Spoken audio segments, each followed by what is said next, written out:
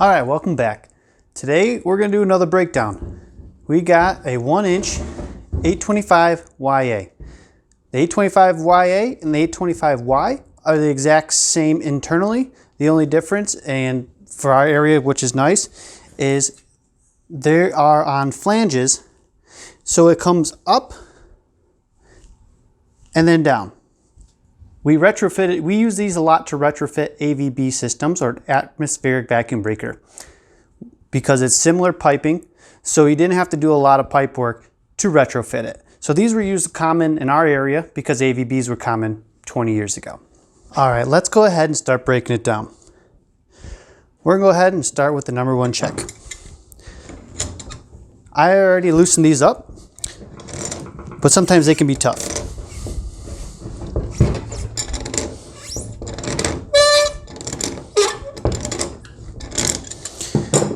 They are spring loaded, so be careful.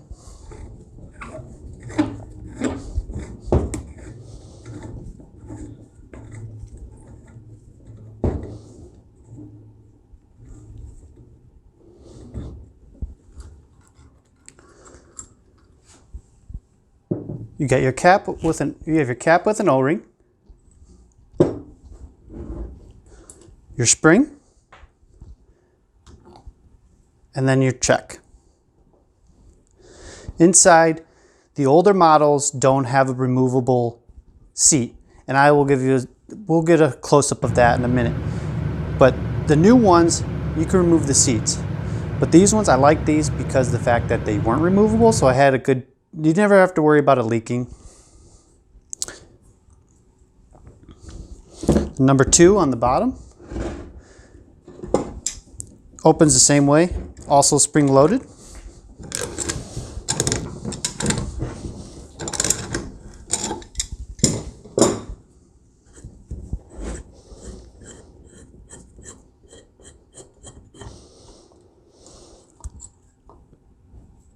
Little Teflon tape from when someone took this apart, and obviously they didn't have a repair kit, so the O-ring was probably not great, so it was leaking. Again, cap, spring, and a check. And that's it for the checks. You will notice you have a heavier spring for the number 1 and a lighter spring for the number 2. And that's by design. If you do flip them and put it back together, it won't work. You'll put it into full dump. So make sure you always have your stronger spring on your number 1 check. Now we're going to jump into opening the relief. 1/2-inch bolts hold on the back plate. So let's go ahead, pull these 4.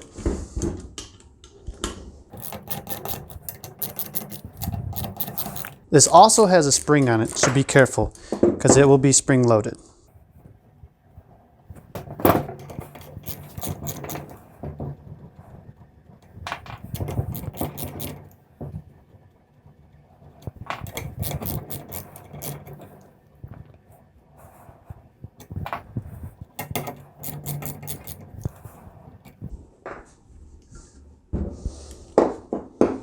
As you can see, it's not popping off, so it's stuck.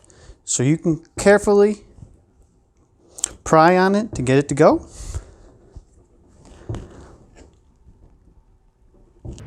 Once you get your 4 bolts removed, this part is spring loaded. Sometimes it's stuck a little bit. You'll just go ahead and open it. So you got your back plate here. Pretty simple, nothing to it. Then you got a diaphragm. And this is going to be the internal workings of your relief. This part actually comes out, so you're just going to go ahead and slowly pull up on it, and it comes right out.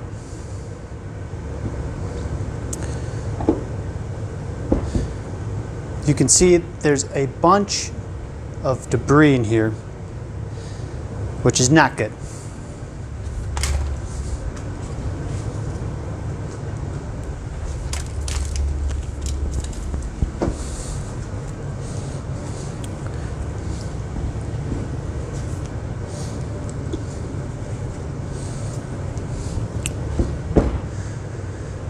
Once you get it removed, everything out, you'll see 2 Allen heads down there. Now, a lot of times you don't have to remove that, and you can just pull those 2, and then there's O-rings right here. As you can see, there is a line right down the side here. I'll give you a close-up of that.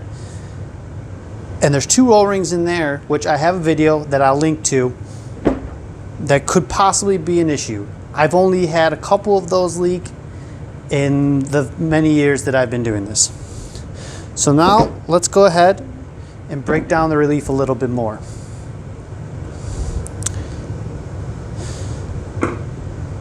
So you have a Phillips head right here. So go ahead, take your screwdriver.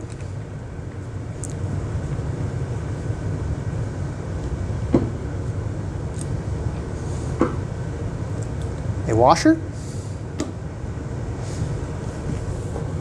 Sometimes you just gotta work it out a little bit.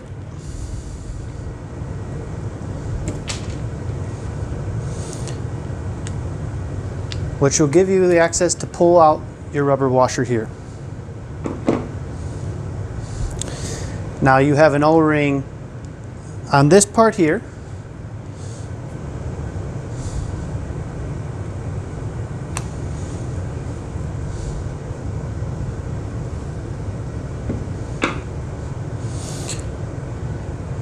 Now this is pretty much broken down. There's a flathead on the back if you need to take it if this spring is broken. I don't think I've ever seen any of these springs break on me, but it is possible. So that's how you break down the relief.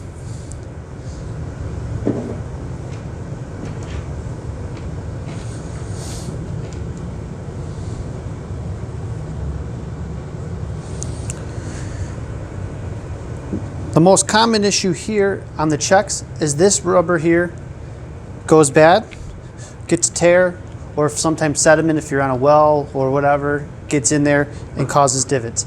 So all you gotta do is you pull this screw, your washer, and then pop out that there. They make a kit, a repair kit, comes with this. This one hasn't been repaired ever, so if you are in a pinch and this doesn't feel too hard, you can flip it over, put it back together, put it back in, and you should be good to go.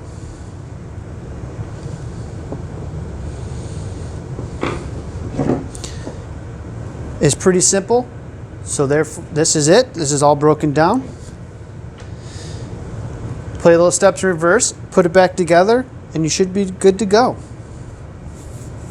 Thanks for watching.